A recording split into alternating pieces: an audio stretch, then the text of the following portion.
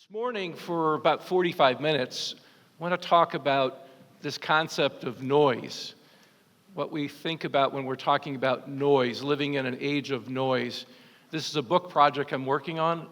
It's called Discernment in an Age of Noise, and I want to talk a little bit about what I mean by noise. So I'm going to do that in three ways this morning, and it should be on the screen in just a second. Our current situation is complex and multifaceted. Whenever you meet someone and they try to simplify what's going on in our society, you should run for the hills because things are usually a lot more complicated than they appear, or at least the way we articulate how things are working and happening. We live in a world with unprecedented and quicker access to vast quantities of information. As you know, you have a phone.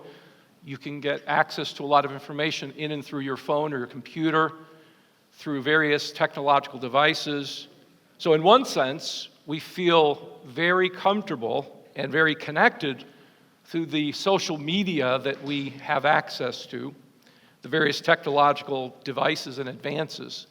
At the tap of a finger, the requested pieces of information are readily available. In another, perhaps more challenging sense, we feel overwhelmed by the noise of social media, news outlets, and the relentless stream of facts and opinion. Now, obviously, we all have our favorite place that we like to go to get the news, to get information, but if we're not really careful, we might assume that that information is comprehensive or without bias. The challenge here involves cutting through such noise and discerning the difference between the peripheral and salient pieces of information. So this is what we would call information overload. Most of us feel a sense of getting information at a pretty rapid pace, and at times we feel overwhelmed by that. We also live in a time in which there seems to be an enormous amount of disagreement. It's certainly true that we have greater access and quicker access to more information, and so this may explain why we have a heightened sense or awareness of the challenge of furnishing a common standard of agreement. However, it is not as though the problem of agreement or disagreement is something new. The failure to agree on various pieces of information is certainly readily apparent in our everyday engagement with different concepts and ideas. By now, most of us have experienced what I would call cognitive dissonance. That is to say, we feel very conflicted by the different pieces of information we're getting, the different interpretations of that information we're getting, and it happens that when we're in relationships with family and friends at the dinner table over various different topics and conversation pieces, that disagreements happen. So much so that people feel like they no longer can associate with their so-called friends or the relatives, and hence we sense a level of disagreement that makes us feel torn as human beings. Now, obviously, this never happens at the Preston Road Church. We never disagree. We never have conflicts. We never have, within the last few months, we all voted for the same candidate. And we don't have particular theories about those candidates, do we? Or interpretations of gestures, verbal and nonverbal gestures, things that people say or how they posture, the way they use their arms and their hands. We don't have any interpretations of that, and we don't go with the first impression that we have when we're trying to make sense of those gestures, nonverbal or verbal gestures. We don't ever do that. Nevertheless, not only is it that we have more access to information in our society, seems to me, exponentially, but we seem to disagree more than we ever have. Now, I'm not sure that's true. If you look at the 16th and 17th centuries, in Europe and the sense in which religious groups were having conflicts. But nevertheless, we do see and sense the disagreement that's happening in our society. And so this is the second portion of noise. First is just the overload of information, how much information we're getting. Secondly, the level of disagreement that we seem to be having. And it's pretty clear now, based on the research, that if you look at Facebook, there are intentional ways to make us even more distracted, more disagreeable, on a fairly regular basis, and maybe even depressed, based on the technology and the psychology that's attached to that. But we have, now this is the most technical terminology I'm going to use today, so if you're worried about it, after the class, come to me and we'll talk a little bit about it. We're also experiencing what I would call tribal epistemology. Epistemology is something I do for a living. It's basically the study of knowledge. That is, how do we come to know what we know? What are the resources for how we come to know the things we do? How do we justify our beliefs? How do we know that our beliefs are true? All those kinds of really easy questions. But we now have what we call tribal epistemologies.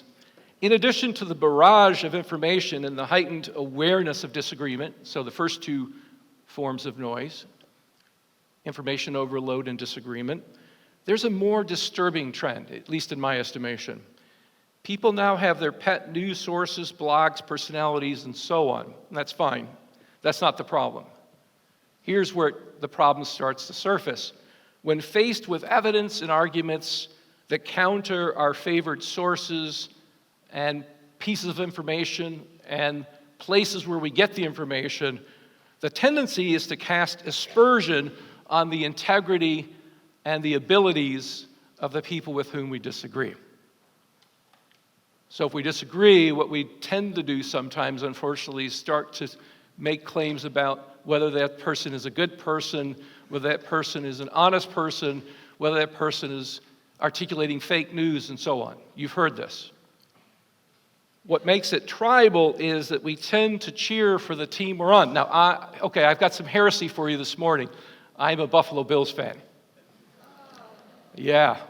And the Bills, all right. Woo! The Bills are going to win. Josh Allen is going to make no mistakes. So it's fine if you're a fan to cheer for your team until you're in denial. 4 Super Bowls lost. Maybe we'll have the 5th and it will be a good day. It's fine to be on a team. It's fine to cheer for your team. It's fine to have some biases in that sense, preferences. We all have preferences.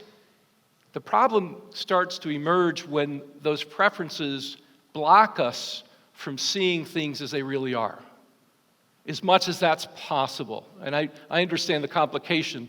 If you've grown up in a particular place with a particular history, those things are going to get in the way. I grew up in the East Coast, grew up in upstate New York, grew up in an Italian family. That's going to have some impact on who I am as a human being. But let's hope at some point I will be able to recognize when somebody is saying something that's correct or helpful or true, and they just happen not to be on my team. So when we think of tribal epistemology, we think of acquiring information, but we no longer seem to have common standards for adjudicating those claims. In other words, it's fine if you're conservative or liberal, whatever, when we're talking about politics. The question is, can we actually have conversations that are not restrained by our preferences, restrained by our particularities, restrained by our preferences, our likings, and so on? Can we do that?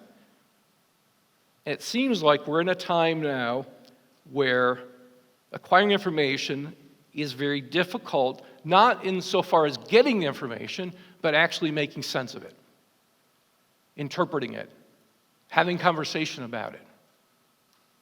And I think that's really crucial, not only with what's going on in our society, but with what's going on in our churches.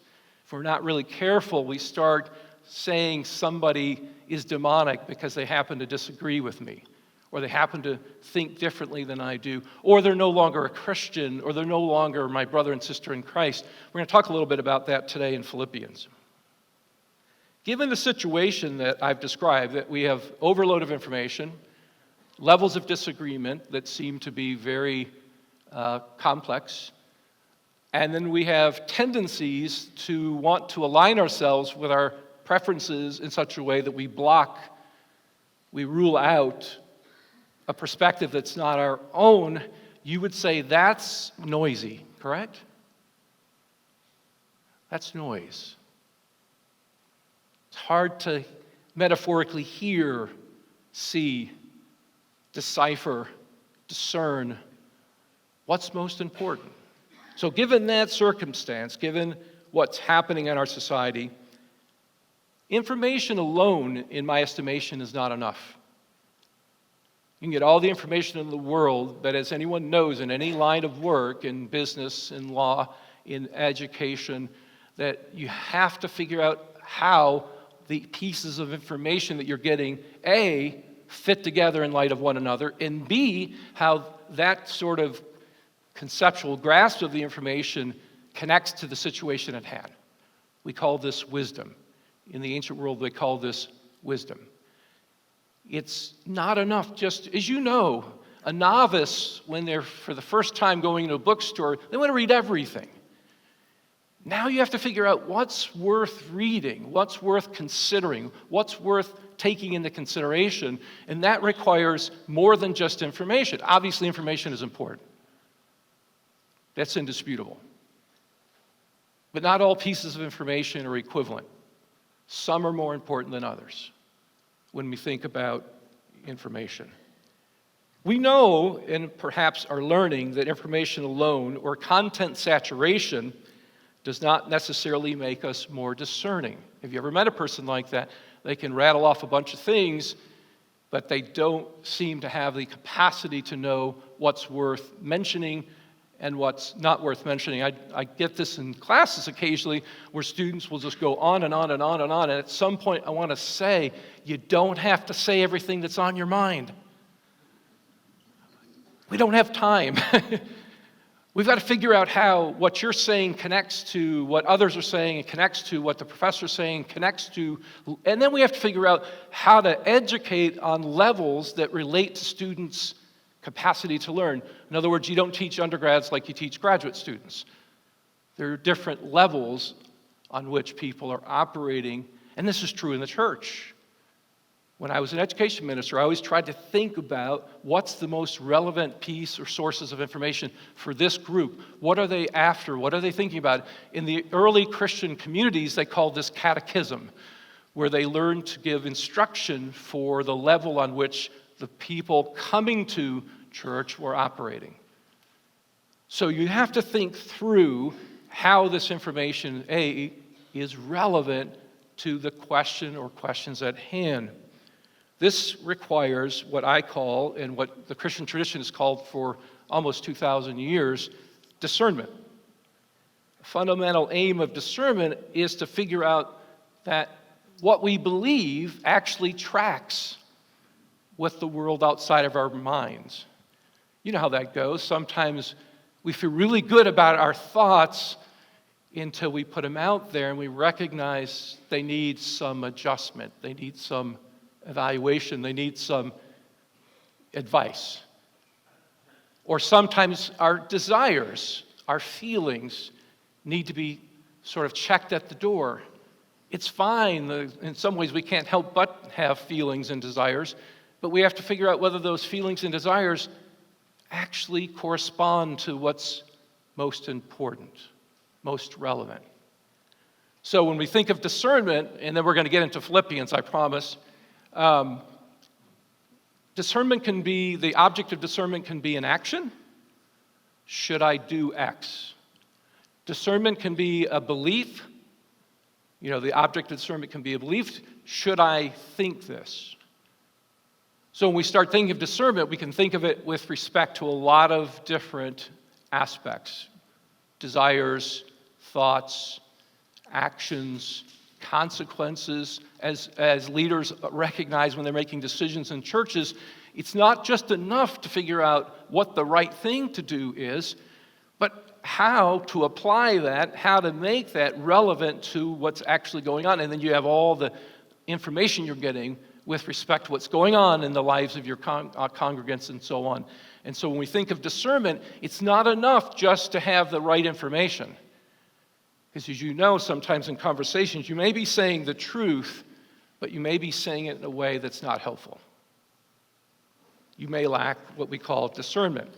All right, so let's look at Philippians chapter 1, verse, heads up, we're not going to cover all of Philippians today. There's no way in this short period of time. You're really upset. You want your money back. You want to go home. You should have never gotten up this morning. What in the world is this guy doing? Why did SMU hire him?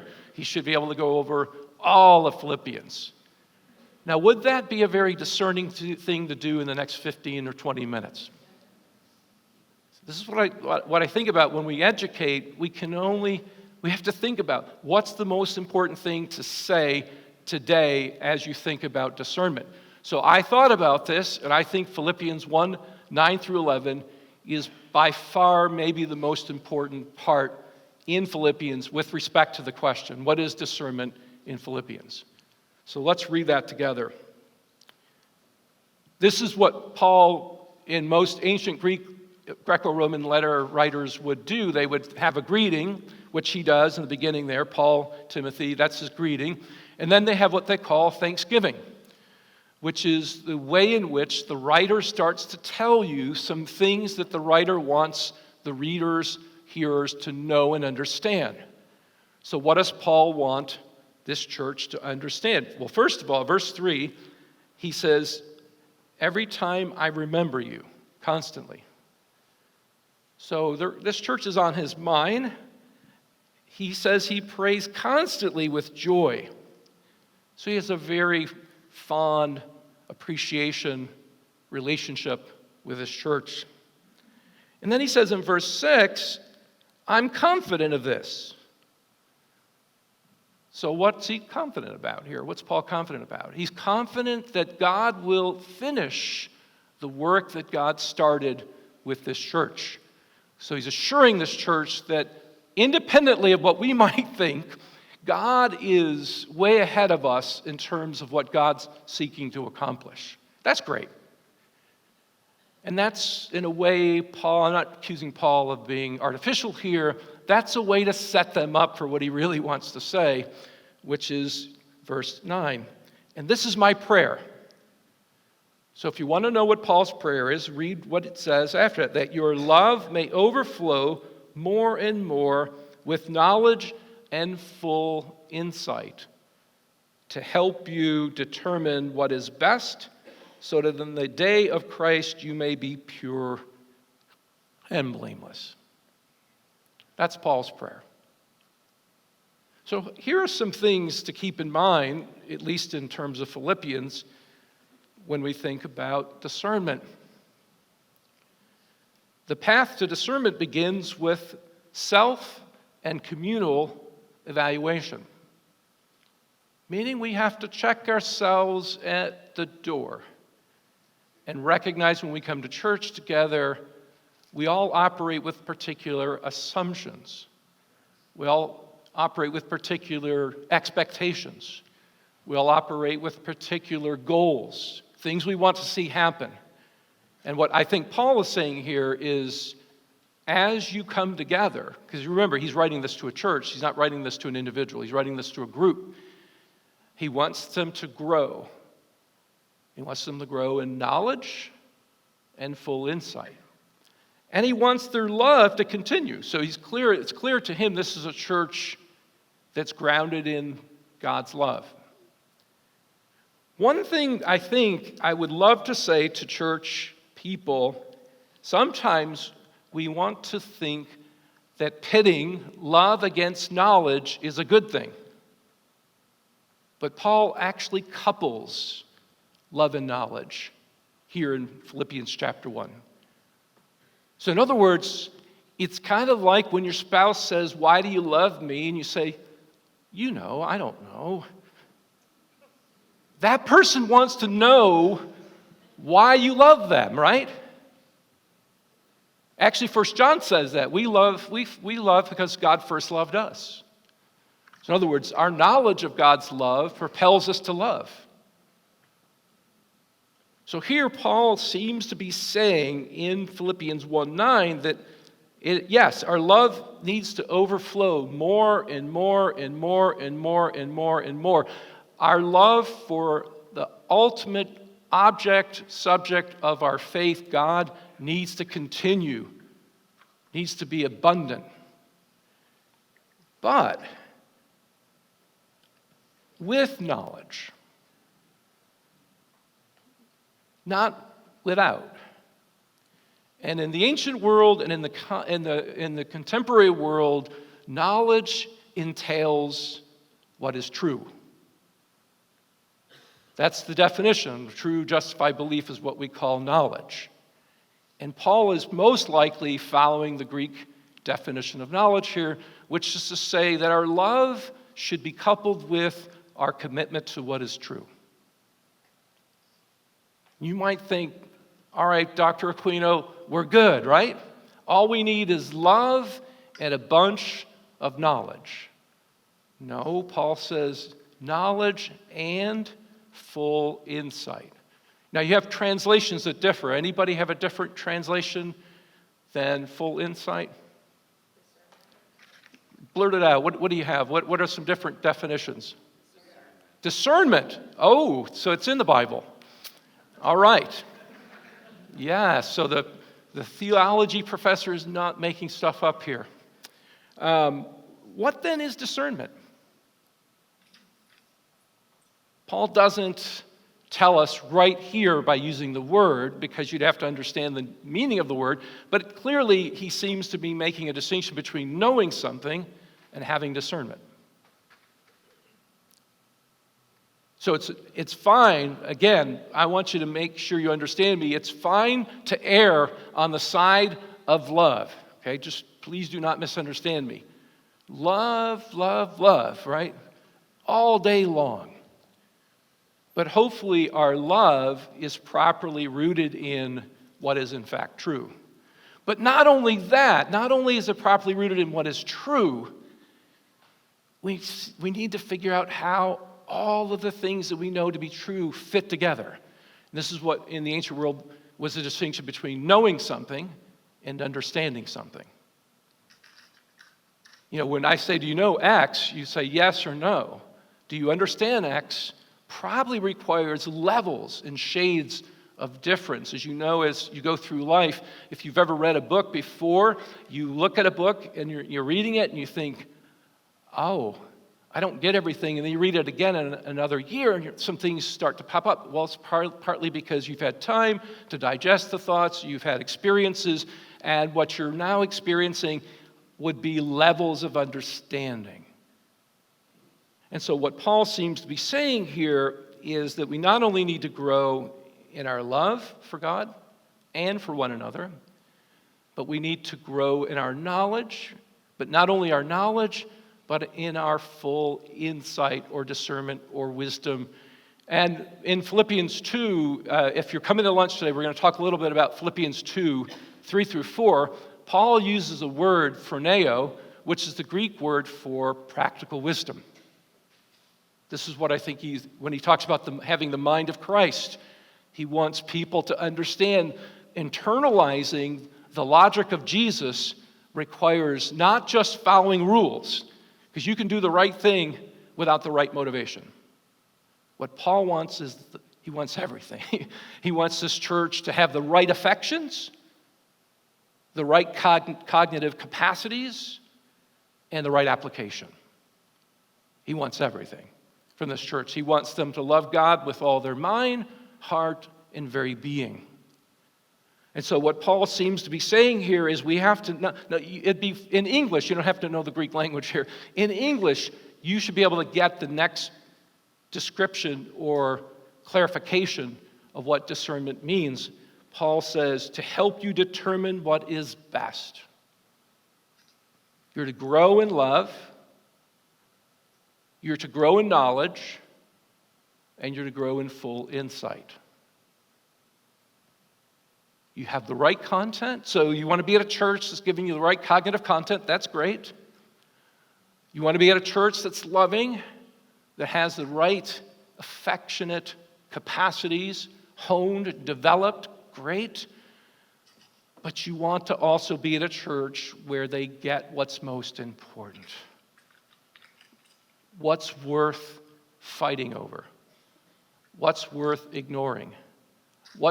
So as you know, at least one of the benefits of getting older is you know when to not hone into certain things if you're wise. You know what to pay attention to. You know what to think about. That's discernment. Knowing how and when to back away. Knowing when and how to engage. And we do this all the time in all aspects of life. Raising children. When your kids are 6, I remember David asking me questions that I had to think, how do I say what I'm about to say to a 6-year-old? He's 26 today. It's a different conversation, right? That's true in life. When we think about education, we think about families, we think about society. So the noise that's coming, the noise that is here in our midst, you have to ask yourself, what's worth paying attention to? What's worth getting irritated over? What's worth thinking about? What's worth considering? What's worth implementing? And so when Paul says this in Philippians, I think what he's saying to this church is, I have great admiration for you. I love you. Now, I want you to grow. God has a plan. God's ahead of the game. God's waiting for you. And we're going to talk a little bit at lunch about this business of working out your salvation with fear and trembling. Just a sort of heads up, the verb there is in the plural, meaning salvation is a communal thing, not an individual thing. How are we doing on time today? Okay, good. 10 more minutes. So this concept, and I try not to overreact as an academic, but I love Philippians 1:9 through 11, because sometimes I think we disguise piety with anti-intellectualism, where being a Christian means we don't really have to think very rigorously, very seriously. And I'm not talking about going to school. I'm just talking about rigorous, serious considerations about the Christian life, what the Christian life is. But Paul absolutely rejects the dichotomy between love, faith, and knowledge. He just does not see that as relevant and important. In fact, I think he would say it's dysfunctional. Because our formation has to be predicated on good information. Our formation has to be predicated on good application. Our formation has to be predicated on our ability to open ourselves up to not only God, because that's a convenient thing to say, oh, I'll go pray privately. You never know what you're going to say. But sometimes it's best to bring it before real, concrete, instantiated, physical, human beings. And that's what he says in chapter 2. He says, stop bickering. Stop complaining. Work out your salvation with fear and trembling. Meaning, have the mind of Christ. Open yourself up to, empty yourself. It's literally the Greek word kenosis. And reconsider what's best, not only for yourself, but what's best for others. So the mind and heart in Philippians, again, I'm only dealing with 3 verses. You might think, there's only 3 verses. I think this is fundamental to what Paul does in the entire letter. And he gives a bunch of examples to illustrate this point. His own example from his autobiographical description in chapter 1, verses 12 through 26. His point is, what should I do? Should I worry about people saying some mean things about me and trying to accelerate the pain and anguish I'm having in jail? Should I worry about that, or should I preach the gospel? Easier said than done. And if people came to him, he might say, you know what, as long as Christ is being glorified, I'm cool. I want to say, Paul, you must be extraordinary to say that, because I think most of us would be frustrated, Most of us would be venting. Most of us would be saying, I can't believe I'm being mistreated. And Paul's point is, I get what's most important. And then his second question is, should I stay or should I go? Should I go and be with Jesus, or should I stay with you and benefit you? Then he starts with a hymn, which he says, consider others, right? Depending on how you translate that, better than you, that may not be the best translation. And then he gives another example, Epaphroditus, who almost died for the sake of this church. And then chapter 3, he gives what he considers to be negative examples. And in the ancient world, this is what we would call paranesis, which is moral exhortation based on examples. And what Paul's trying to illustrate here is the best way to learn about Christianity, in his mind, is to see it worked out in the lives of believers. It's not to say you can't read books. It's not to say you can't learn through information. But Paul's point seems to be, watch those who have excelled in getting the mind of Christ.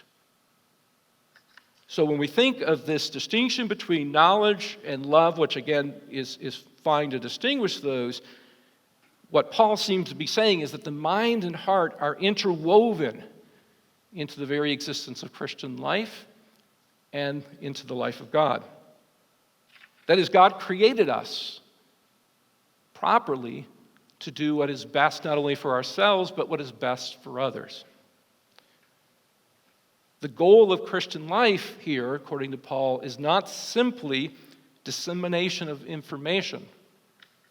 Giving people a lot. You've been in Bible classes before. People are going over the same verses over and over, and that's fine. But at some point, I want to say, has it taken? Has it become internalized in such a way that we're not just reiterating over and over and over and over? Again, information's fine. I love it. I get to do this for a living. I get to talk about information. But it's not enough. We have to cultivate and be formed by that which we are acquiring via knowledge of God and the Christian faith. That makes sense so far? Yes, no, maybe? We good? Okay. I love doing Socratic teaching, so this is a stretch for me. I tend to do better with back and forth, but it's really hard in a room with as many people to do that. So if you want to have extended conversations, be glad to do that. As we've seen then, deep immersion in a set of practices is fundamental to the Christian notion of discernment. In other words, if you're going to discern properly, you have to have the right information.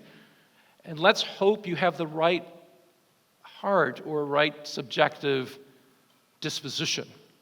That is, when you meet people, you think, what do I have to learn here? What am I really going to open myself? Am I going to be intellectually honest? Am I going to acknowledge when things are not that simple? Am I going to acknowledge when maybe my explanation doesn't work? This happens in marriage. I've been married for over 30 years, and I know that when I say something, I'm going to have a good interlocutor. Someone who's going to, and I love Michelle for that reason, not the only reason, keep me honest. Humility, patience, tenacity, these kinds of character traits that we think about when we think of the Christian life. Paul calls them the fruit of the Spirit. These in the ancient world would have been called virtues, capacities that are honed so that one is able to flourish. And I think that's what Paul wants for this church. He wants them to flourish. He wants them to grow and to arrive at their ultimate goal, which is to be like God. That's the call for Christian existence. So we need a kind of stability in church. We need a stable set of reliable practices that we know that when we go to this person, they have what's best for me in mind. They have the right kind of information. They have the kind of discernment. We call these elders or deacons or preachers, but it's not restricted to that. You have people that go to church, have been going to church, are very wise. When I was in Ballinger, Texas, I used to go out there every week for about 4 years. You know I will not lead singing here today. They had me do everything. Bible class, preaching, leading singing, you name it. And one thing I learned in that church, there were very wise people who were not necessarily leaders, who would take me out to lunch and sort of have conversations. So my point is, find those individuals, find those exemplars that are going to be in this community of believers. And by the way, have some friends outside of church that can help you see some things that aren't always clear from your perspective. So I want to close with a few suggestions briefly on this business of discernment in Philippians. First of all, discernment includes disposition as well as ability. What do I mean by that? I can say all day long, I want to play the saxophone like John Coltrane. But it's not enough to want to do something. I have to be able to accomplish that in such a way that it's achieved its proper goal. And let me tell you, I'm not John Coltrane.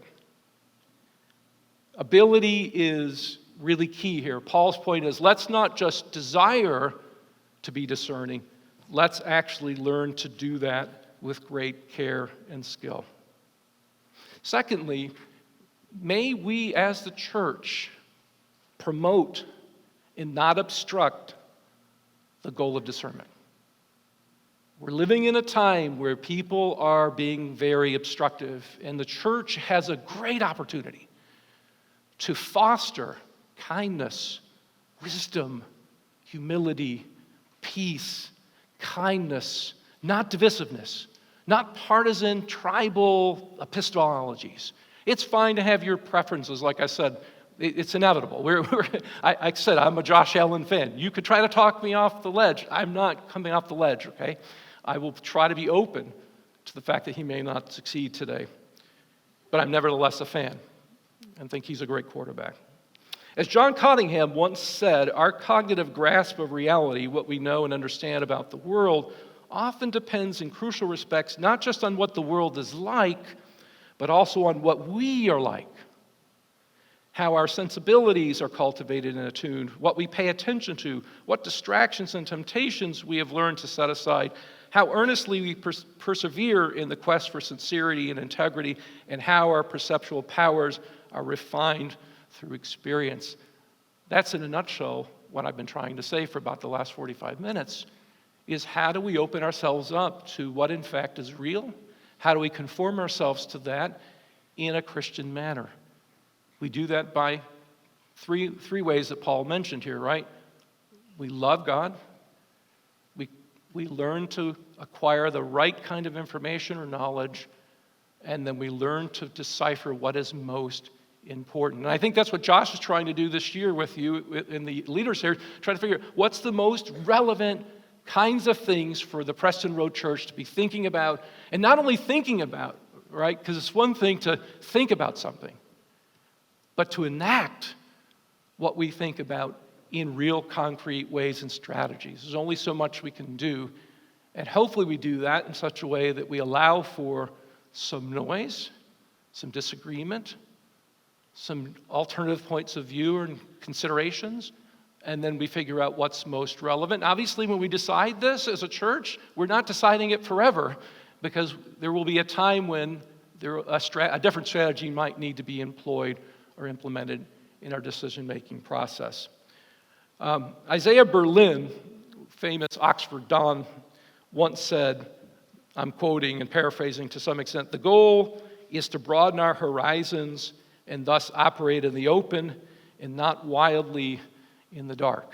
That is to say, whenever we're doing something, it should become transparent, it should become more public, it should not be done in hiding. It should not be done with a very small population of people. Whenever we do that, what we create is a lack of trust. That doesn't mean everyone does everything in an equivalent fashion, as Paul says. Not every part of the body can do everything, right?